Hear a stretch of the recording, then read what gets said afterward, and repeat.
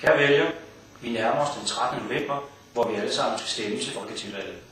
Det synes jeg er rigtig godt, for nu får vi muligheden for en ny regering og en ny start for Danmark. Jeg stiller op for Socialdemokraterne på Nørrebro, men det beklemmer hele København, og jeg arbejder for 3 ting, nemlig trafik, boliger og integration.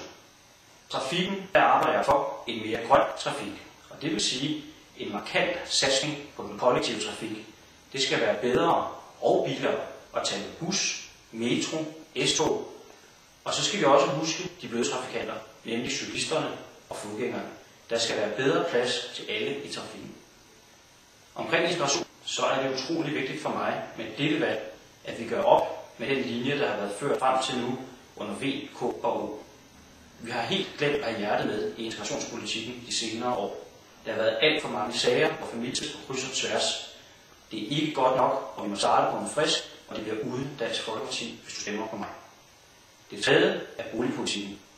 Det er sådan, at vi i København har problemer med vores boliger. For det første mangler der boliger, og det skal vi sørge for, at der bliver bygget.